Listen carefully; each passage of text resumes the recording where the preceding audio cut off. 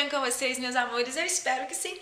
E hoje eu vim aqui pra gente ter uma palavrinha de uma mulher que eu amo muito, eu admiro muito. É uma real inspiração para nós mulheres cristãs, para quem não é cristão também, né? Lição de caráter, de temor a Deus e tal, é para todos nós, né? Não? Então, beleza. Hoje nós vamos falar de uma mulher muito linda, maravilhosa e tudo, e para aquelas meninas que desde pequenininha ouvem falar dela lá na escola bíblica, lá na igreja, veem ela como uma princesa. Mas ela é muito mais que uma princesa. Sim, é quem mesmo você está pensando que nós vamos falar hoje. Nós vamos falar da minha linda Tchuca Diva, musa inspiradora Esther. Sim, vamos falar de Esther. Esther, a história dela é muito legal, mas antes de entrarmos mais, contar mais detalhes sobre a nossa amiga, vamos primeiro a algumas curiosidades. Sim, Esther tem a história dela tem algumas curiosidades. Bom, a história de Esther não necessariamente começa aí por Esther. Isso começa pelo rei Assuero ou rei Xerxes. O reinado desse rei compreende os anos de 465 a 486 a.C. A história de Esther passa num período aquemenida entre 330 e 550 a.C. Esther, não, o nome dela não é apenas Esther, ela também é conhecido como Radassa. Outra curiosidade, que ela morava na cidade de Suzã, junto com seu tio Mordecai, e essa cidade era uma cidade de importância extrema, assim. Ela era muito importante como centro político, como um local religioso e também culturalmente. Essa província, esse reinado, né, esse lugar que esse rei reinava, tinha 120 províncias e esse espaço onde essas 120 províncias estavam ficava entre Índia ao leste, Turquia, Etiópia ao oeste e as ruínas de Suzã estão ali no Irã. Bom, vamos à história de Esther, que não começa por Esther. O rei, durante 180 dias, ficou mostrando para os príncipes dessas províncias, para aquele povo que estavam ali com ele, toda a grandeza do seu reino. Né? E depois desses 180 dias ali, do seu momento de exibicionismo, por que o bonito do rei faz? Decide, vai fazer um banquete. Galera, um banquete. Adivinha, galera? Galera gostava de festa, né? Porque 7 dias é muitos dias de festa. Então, nesse banquete que o rei era casado, tá? Com Vasti, e o rei fez esse banquete para os homens e Vasti fez um banquete para as mulheres. Então, o rei ali já chapado nos melão, entendeu? Ali já bebendo, a Bíblia fala que o coração dele estava alegre de vinho. Ele pede aos seus eunucos que fossem até Vasti e a chamassem à sua presença. Vasti tem uma atitude assim que, galera, não foi muito legal, mas eu acho que no meio cristão a história, ela é muito julgada pela sua postura, mas eu acho que vale a pena rever esse conceito. Eu acho, é a minha opinião em relação a Vasti. Por quê? Quando o rei a chama, a Bíblia não fala que ele está alegre de vinho. Tava uma galera ali com ele, só homem, que tava chapando os melão, bebendo há 7 dias. Então você imagina aí o estado dos bonitos, entendeu? E a Bíblia fala também que Vasti era muito bonita, gata, tchuca, formosa, etc e tal. E ele queria exibir para aqueles homens a beleza da sua esposa, desfilar a beleza da esposa dele pros bonitos, pros negros chapados dos melão, entendeu?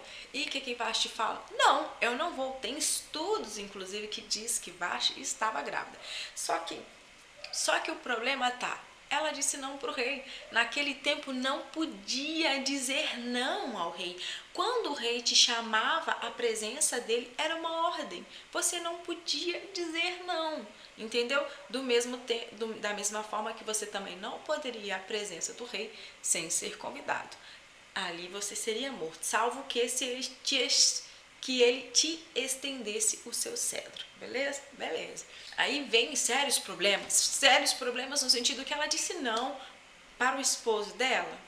Não só isso, ela disse não para o rei, e isso foi ali um grande problema, até por uma questão cultural. E aí os eunucos chegam e falam ao rei o seguinte: sua esposa não quer aparecer aqui não.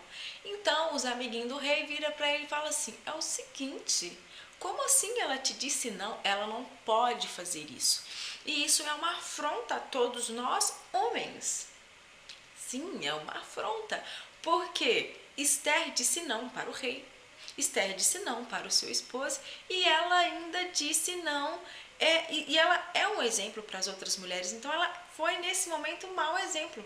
Ela está dizendo para as mulheres que elas podem dizer não para os seus esposos, que elas podem fazer o que elas bem.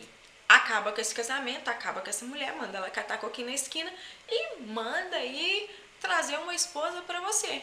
Então escolhe aí mulheres bonitas, formosas, virgens e que elas sejam preparadas para ocupar o lugar de Vasti para ser sua esposa. E os bonitos não satisfeitos, o que eles fazem?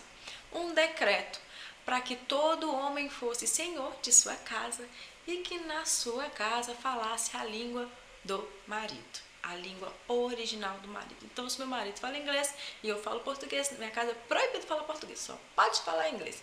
Entendeu? É nesse nível aí. E aí começa, né, a procura da nova esposa do rei.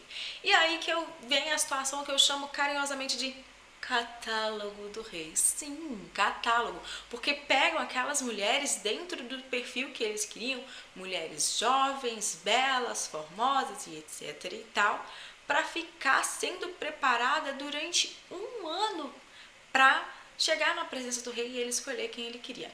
Nessas aí, o Mordecai, que é tio de Esther, que era um judeu, que veio exilado de Suzã, né? Ele criava Esther, ou Radassa. Os pais dela faleceu, então a Bíblia fala que ele a criava como se fosse a sua própria filha. Então, quando ele fica sabendo disso, ele coloca a Esther na jogada, entendeu? Querida, vai lá para essa jogada. E isso, super propósito de Deus, cara. Deus já estava lá fazendo os seus propósitos se cumprir. Aí, então, Esther chega a Hegai, né? Hegai, acho que é assim que pronuncia, que era o servo do rei responsável pelo cuidado dessas mulheres. E quando o Hegai coloca os olhos na Esther, de cara ele já se agrada dela. E isso eu acho que vem muito da presença do Espírito Santo, tá ligado? Quando a gente é cheio de Deus, quando Deus é o centro das nossas vidas, quando nós somos criados da maneira correta, somos ensinados da maneira correta a amar e a servir a Deus, isso é algo contagiante, porque tá dentro da nossa alma, do nosso espírito, e exala. Vê Esther, quando ele coloca os olhos em Esther, ele se agrada dela.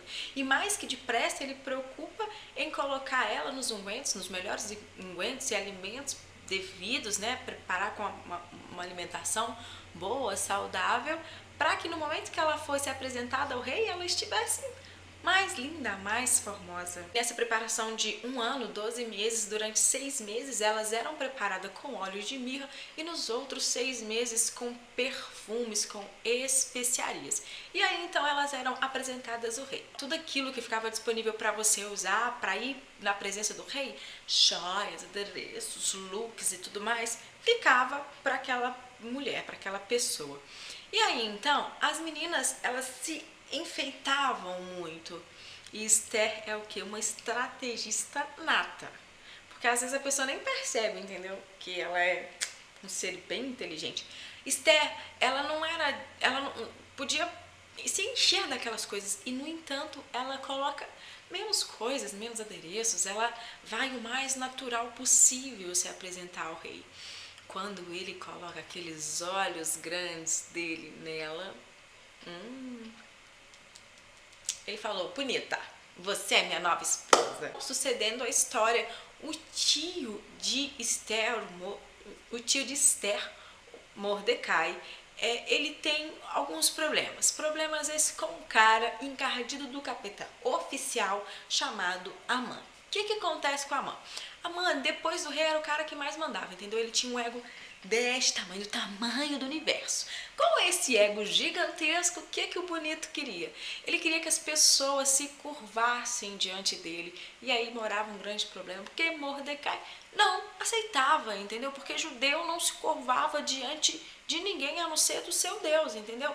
Deus estranho, nem coisa nenhuma, entendeu? É o que nós devemos fazer hoje em dia, sermos fiéis ao nosso Deus, não nos vendermos por nada, coisa muito comum hoje em dia. E estou falando de cristão mesmo, entendeu? Que por interesse se vende. Então ele não se prostrava e aquilo foi despertando uma fúria no coração de Amã, que ele então decidiu fazer o seguinte, fazer inferno, fofoca, isso, ser encardido do capeta mais oficial. Ainda que ele chega no rei, é o seguinte, tem um povo aqui meio estranho, entendeu? Que não concordam com as leis, que não concordam em servir os nossos deuses, um povo rebelde. Enfim, queimou o filme do judeu falando só mentira, porque ele é encardido do capeta, então tinha que fazer a função dele. Ser encardido do capeta, bem feito. Aí o rei, então, enfim, resumindo a história, é feito um decreto que foi selado pelo anel do rei. Se era selado pelo anel do rei, meu bem, acabou. Não tinha mais jeito, entendeu? Não tinha mais morta. Aquilo ali era muito válido. E aí, então, feito esse decreto para que caçassem os judeus. Mordecai fica sabendo dessa situação e, então, ele começa a prantear, se veste de pano de saco e de cinza e ele vai para frente do palácio nessa situação. E não podia. Esther, ao saber daquilo, ela fica muito triste, porque afinal de contas Mordecai não era só seu tio, ela o via como seu pai. A Bíblia fala que ele criou ela como filha. E você vê que ele a instrui a não contar para onde ela estava ali no palácio, que ela, a origem dela, ela não podia contar, e ela foi obediente ao seu tio. E então ela pede aos seus servos que vá até seu tio e leve, procure saber o que está acontecendo, leve roupas para ele. Só que ele não aceita, entendeu? Ele não quer se vestir, ele quer prantear, ele quer.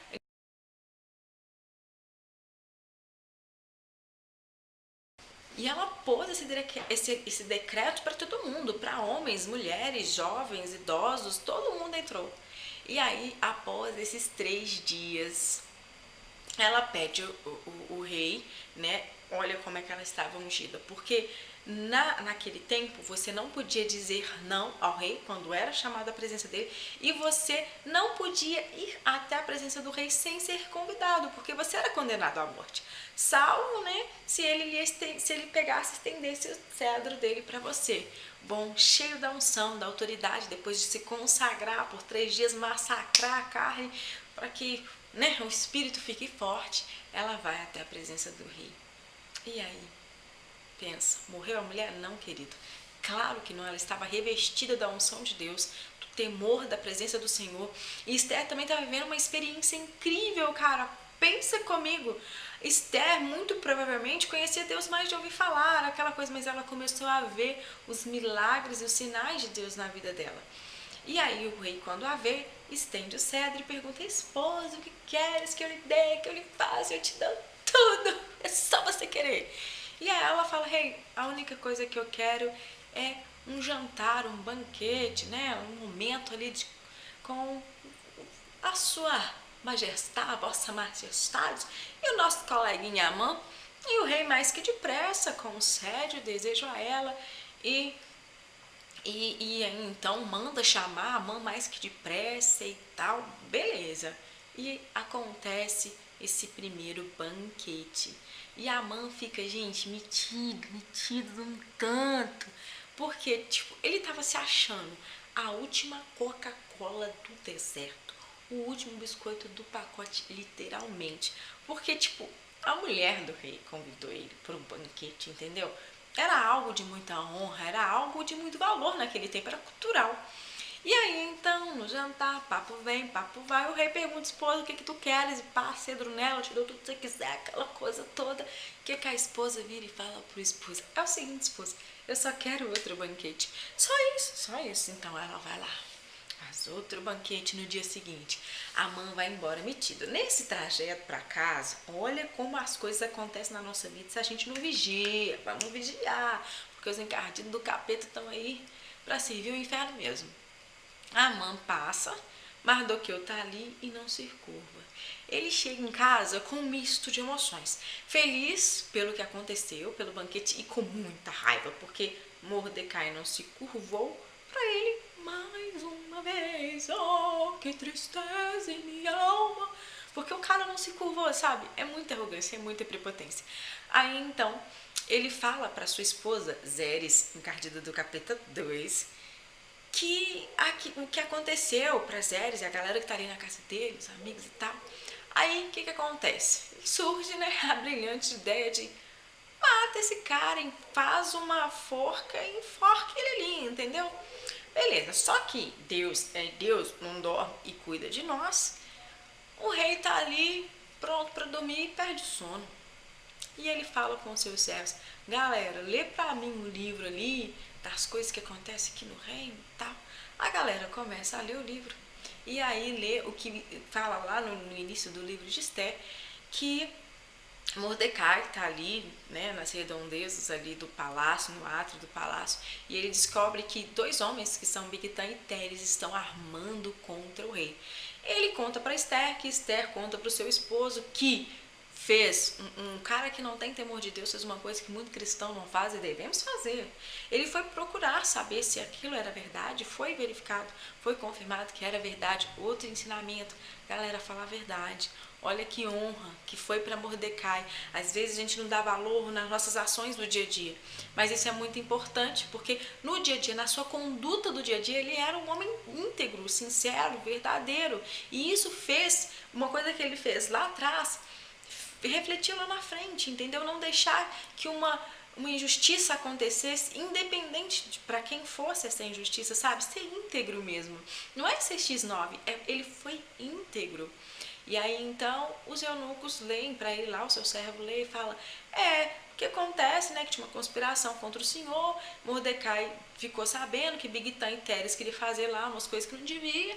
E aí foi verificar a verdade, rei. Aí o rei vira e fala: o que foi feito com esse homem? Como assim, rei? O que foi feito? Não foi feito nada, entendeu? Não foi dito pro cara nem obrigado, cachorro, valeu. Não foi dito nada.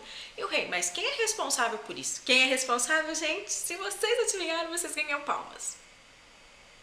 Quem disse Amã? Acertou. Sim, Amã. E aí o rei, no segundo banquete, chama Amã até ele. Amã que já tinha feito lá a forca pro Mordecai. Vai ouvir na parada. Aí o rei vira e fala para ele que ele achava que devia ser feito com alguém que honrasse ao rei, alguém que fosse, né, bacana com o rei e tal. Aí ele fala: que vestir, né, a capa, andar no cavalo do rei, ser reconhecido por toda a província, para falar aquelas coisas de gente que é arrogantes, prepotentes, metida, né? E o que me acontece? O rei fala: beleza, mãe, fico feliz de saber disso. O que acontece? O que eu quero que você faça? Eu quero que você faça tudo isso que você me falou com Mordecai. Gente, o cara ficou morrendo de ódio. De ódio. Imagina assim que, cara, dentro dele só trem ruim, entendeu?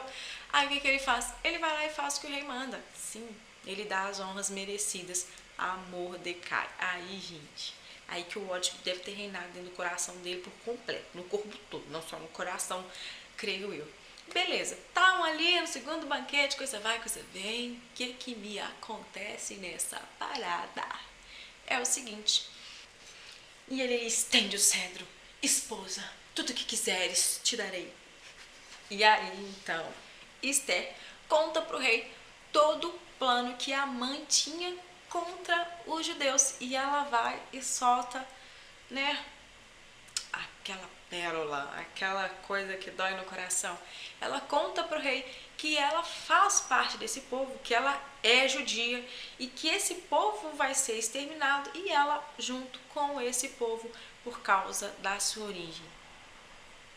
O rei fica o quê? Nervoso, injuriado. O que ele pensa? Meu pai, Deus meu. Claro que ele não pensou assim, é só jeito de falar. E então o rei pensou: meu Deus, a minha esposa vai morrer junto por causa desse encardido do capeta do Amã. O que nós vamos fazer com esse cara, meu Deus? O que nós vamos fazer com Amã? E aí então é feito um decreto assinado pelo anel do rei, dando ao povo judeu o direito de lutar pela sua vida. E olha como a gente tem que ser sábio, vigiar no que a gente faz, no que a gente fala, ser coerente no dia a dia, para situações maiores, quando acontecer situações maiores, mais extremas, nós estarmos ali alicerçados em Deus e e na palavra do Senhor e no caráter que devemos ter. Zeres não manda enforcar lá Mordecai. O que acontece? Amã foi enforcado na forca que ele fez para Mordecai, entendeu? A pessoa não vigia, não acha. A Bíblia fala que aquilo que eu não quero para mim, eu não desejo para o outro. E ele não devia saber disso não, né? Não devia saber muito dessa parada, que aí então ele é enforcado. Só que nessa luta dos judeus para lutar pelos seus direitos, pela sua própria vida, muitas pessoas morreram, muito sangue foi derramado de maneira desnecessária e tá vendo? A nossa atitude, a nossa escolha, a arrogância, a soberba, a prepotência, esses sentimentos menores que todos nós sentimos em algum momento da vida, nos levam a situações muito extremas. Só que Zeres, se ela tivesse sido uma esposa sábia, como Provérbios 31 nos alerta, que fica de conselho para você ir, que fica sendo esposa encardida do capeta, pondo merda na cabeça do seu marido, dando conselho que não deve. O que acontece? Ela perdeu seus 10 filhos. Ela perdeu tudo que ela tinha. Porque ela perdeu o marido e os filhos. Tudo bem que eles eram muito ricos, mas o que adiantava tudo aquilo se ela não tinha o marido e nem os filhos dela? De nada, entendeu? De nada. E ela não tinha nem Deus, né? Então ela no sepulcro caiado, vazio, fedorento, trem no estado de calamidade pública. Então a pessoa devia estar ali no sofrimento máximo, né? E se ela tivesse sido inteligente, isso não teria acontecido. E o povo judeu venceu. A fé de Esther, a sabedoria dela foi muito válida para salvar o povo. E essa primeira experiência, pelo relato da Bíblia, mostra que é uma primeira grande experiência de Esther com Deus, vem aí. Eu acho que não é a primeira grande, que eu acho que a primeira experiência de Esther com Deus vem no fato dela ser adotada pelo seu tio Mordecai, dela deixar de ser órfã, abandonada, poder acontecer qualquer coisa de ruim com ela. Muito pelo contrário, Deus deu ela a oportunidade de ter uma família. Então acho que o primeiro grande milagre de Esther vem aí. Mas o primeiro grande milagre dela sentir mesmo o cuidado de Deus, ela vê aquele que amou, que deu para ela um lar, que deu para ela uma família, ser salvo e salvar o seu povo, sendo o quê? Serva, servindo a Deus, servindo a obra do Senhor. Então que isso fica de lição para você. Esther nos ensina a ser obedientes, porque ela obedeceu o seu tio.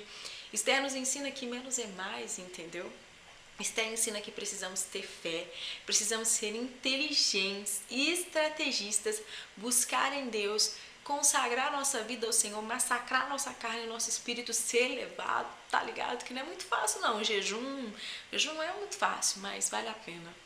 E ver que a fidelidade dela ao tio, fidelidade dela, eu acredito que ela nem o via como tio, né? A Bíblia fala que Mordecai a amava como filha. Então eu acredito que havia ali um amor de filho, de filha para pai e de pai para filha.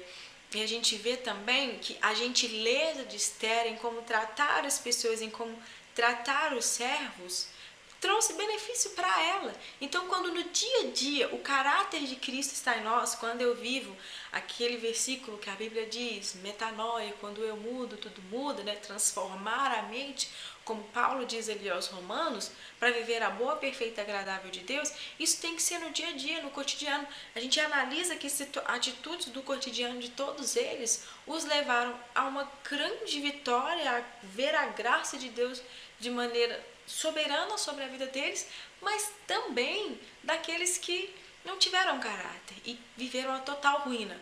Porque Amã é muito o que a gente vê hoje em dia, é o cara que tem tudo, é aquela pessoa que tem tudo, que não lhe falta nada, que é arrogante, que é prepotente e acha que os seus bens nunca vão acabar, mas no final das contas o cara terminou na merda, ele morreu, galera. Então pensa nessa palavra, pensa nessa história. Ler o livro de Esther, ele é muito rico, ele é muito mais do que esse resuminho que virou resumão que eu fiz aqui. Medite na palavra de Deus, cara. Medite na palavra. Ah, e uma coisa que eu esqueci de falar. Mordecai foi o segundo homem mais poderoso depois do rei Assuero, sim. O que era o papel do Amã se tornou o papel de Mordecai.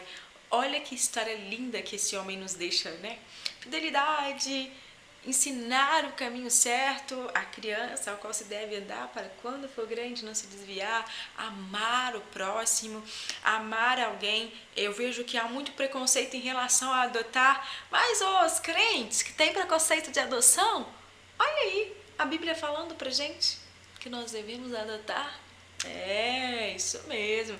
O amor dele, o fato dele ter criado Esther é uma prova de que o ensinamento que nós devemos adotar, amar o nosso próximo, o amor dele, o fato dele ter criado Esther é uma prova de que o ensinamento que nós devemos adotar, amar o nosso próximo.